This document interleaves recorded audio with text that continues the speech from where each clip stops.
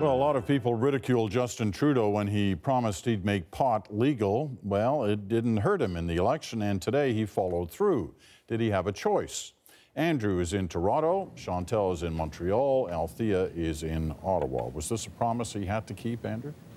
Yeah, I think so. People are sort of mocking them today for kind of backing into it, looking like they'd rather be anywhere else, and I'm sure there's a certain amount of political risk that they're assuming here, that they're aware of. I don't think the public opinion is really locked down in this one yet. I also think there's good reasons to be cautious just in policy terms. We are, one of the first jurisdictions in the world to be doing this. I think on balance it's probably the right thing to do, but nobody knows for sure. Nobody knows exactly what the consequences are going to be. So it's probably appropriate to be cautious and to be trying to lock off the downsides. There will be downsides. Even if on balance it's the right thing to do, there will be downsides in terms of greater usage, I think, probably greater usage among young people, and they're right to be conscious of that. It's funny, watching the Colorado experience, they're suggesting there really wasn't a big change once they legalized. And that's some evidence to go by, but there's just so much to still be learned, I think, on this. Right. Chantal, where are you? I don't think I've ever seen the government fulfill a signature platform promise looking like it was walking to a death squad. It is a first for sure, and if you can remember another day like this, you tell me, yes, you're right, Colorado and the Netherlands show that there is really no big impact one way or another. That's good news. People don't smoke more and young people don't smoke more. It's bad news if you're like the government, hanging your hat on the notion that you're doing this strictly to help Canadian kids take less marijuana. Althea, I think you were the first one to report that Trudeau was going to make this promise back when he was the third-party leader. So today is a couple of years since that moment, but in some ways it didn't look like they were any more ready today than they were when he made the promise a few years ago. Well, I was the first one to report that the Prime Minister had actually smoked marijuana while he was a member of Parliament. And I think that in some ways the two are linked to your original question of do they have a choice to do this? Unlike electoral reform, and obviously the government always has a choice whether or not to fulfill electoral promises, but this one speaks to hypocrisy and character if he had decided not to follow through on this specific election pledge, because people would say, well, you have your own personal experience and others have very different experiences having done the exact same thing that you have, and now you're walking back that very promise. And on top of which, the context of this is having broken the promise on electoral reform, having broken the promise on the deficit, on having broken half a dozen other promises. This would be another in a trend, and maybe one of the biggest ones yet. Do you think we've come to a point where the Prime Minister needs to show that when he says something, he actually means it, and he would have crossed that line if he'd dropped that promise. But do you think that's partly the reason that's kind of backing in, that there were so many elements of this bill that we're still unclear about today after they introduce it? I think they don't want to go in the next election still trying to figure out how this is going to work, and the July 2018, that actually gives them an entire year to hope that they can tie all the knots and dot whatever I's will still have to be dotted. I don't believe that all this will be in place for July 1st, 2018. I believe many provinces are sending the same message, which is good luck. There are going to be elections in Ontario, in Quebec, elections to prepare in Alberta. I'm not so sure that that's going to be a priority for all those governments. Althea? Yeah, we heard Alberta say that today that they thought this 1 year that they basically have to consult with their citizens and determine, like where zoning would be, how it would be sold, what the age of consent would be, whether they would tax it or not, what the price would be, that is not enough time. And Alberta seemed to suggest that they believe that if they ask the federal government for more time, they will get more time. So I'm with Chantal on this. I don't think this is going to get done in the timeline the government thinks. And they may not be entirely heartbroken if it's not actually implemented by the time of the next election, but has clearly been fulfilled as an election promise. But if they don't, if they can say we fulfilled the election promise, but whatever negative consequences there may be don't show up, haven't shown up by then that will be all to the good. But yeah, they've got to work with the provinces on this. They've left the provinces a lot of the details of implementation. That's probably as it should be. I think it's wise to have some flexibility, for example, in the particular application of the regulations here. But they've got to be very wary of exposing their center-right flank on this to the Conservatives. This is, as I say, public opinion on this I do not think is 100% lock solid in favor of legalization. People like the idea of it, a certain percentage of the population do, but I think there's still a lot of doubts and misgivings. You know, that may be one of the reasons why they have a former cop as kind of the main spokesperson on this, Parliamentary Secretary Bill Blair, former chief of the Toronto Police Force. He did a lot of the legwork leading up to this day. He's going to be responsible for a lot of the selling across the country.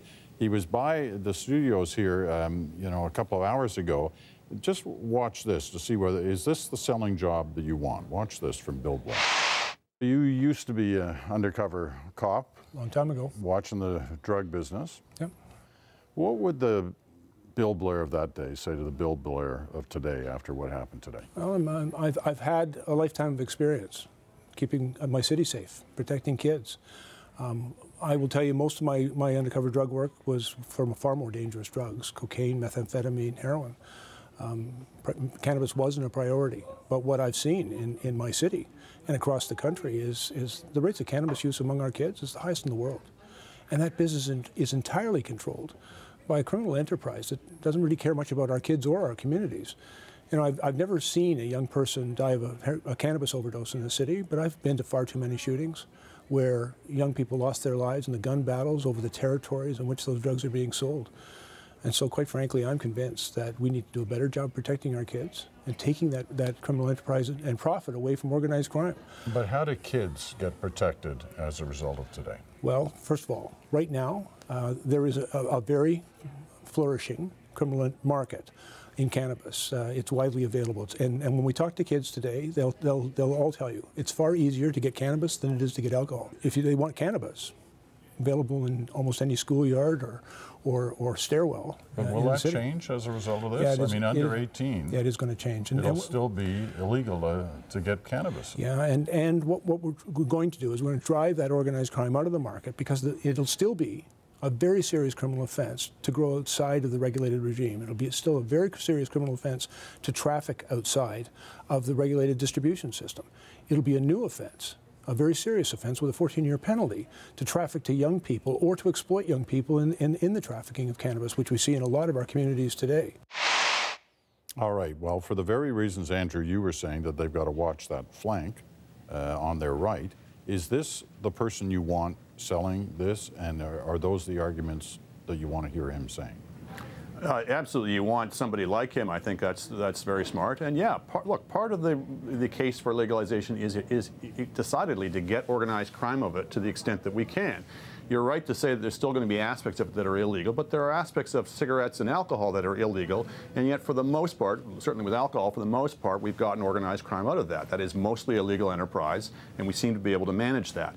So I think the general approach which says there may be harms associated with cannabis use, as there are with cigarettes and alcohol, but the harms are greater from criminalization.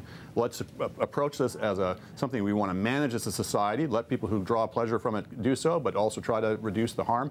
That's a sound approach, but that's not a free-for-all approach. That is a regulated, controlled approach. Althea? Well, I agree. I think that Bill Blair lends a lot of credibility and authenticity to that message. I think that communities who were never comfortable with this, like the Chinese community, for example, might be more attentive to a message that is delivered by Bill Blair. But I think there's still a lot of unknowns, and for one, I'm a bit skeptical. I don't know that it's going to lead to less use. I feel like, you know, the fact that we're decriminalizing possession for children under the age of 18, I'm a bit confused by that part of it. Chantal. 2 points, one on substance. The people who sell illegal drugs to kids, they're not just selling. It's like saying they're selling beer and not tequila. So it's a lot larger than that. I'm not even sure, as a former parent of teenagers, that I would not rather have my kids have access to weed easily rather than ecstasy.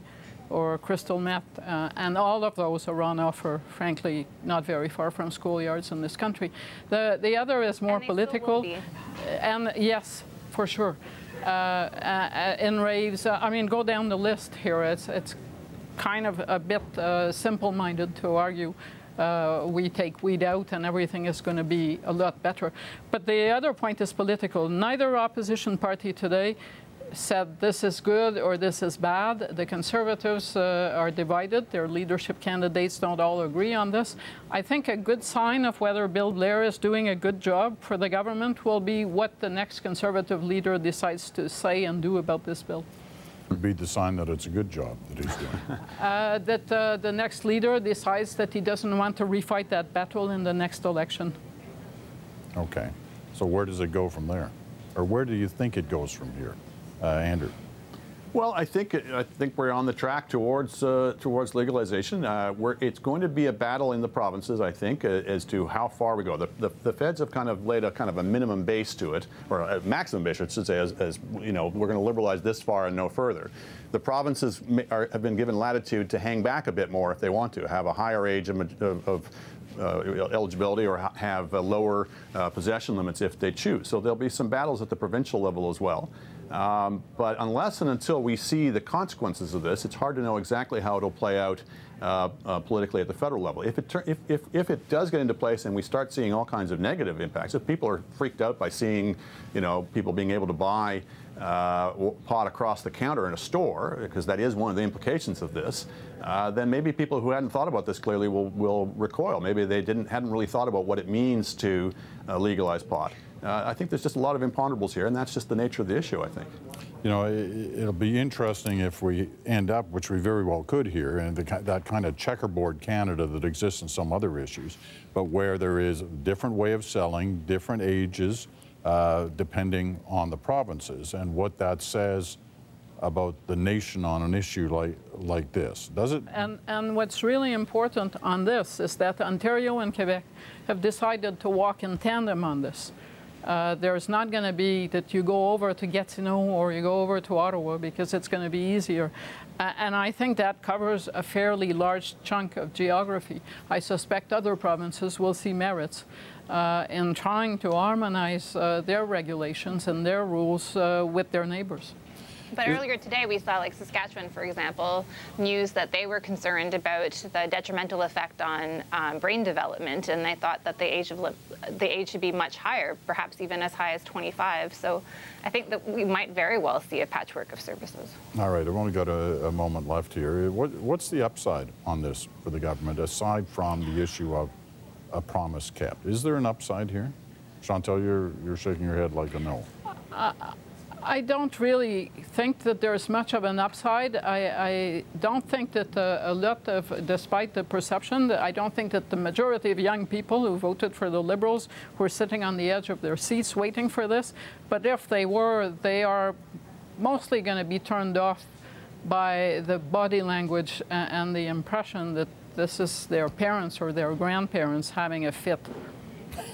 I don't know about that. I think that a lot of young people did vote for the Liberals because of this reason, and I think that for you know, the sort of center-left flank that's being lured on electoral reform, for example, that this is going to appeal to them, and I think that it's good on the government, and it's good on any political party to do what they say they're going to do. All right, you get the quick last word, Andrew. Well, partly from keeping the promise, and partly when we're no longer, you know, charging and convicting thousands of people every year for something that a lot of people don't think should be a crime, that has to play out in some cases in terms of how the government is viewed and how our society looks at itself. All right, we'll leave it at that.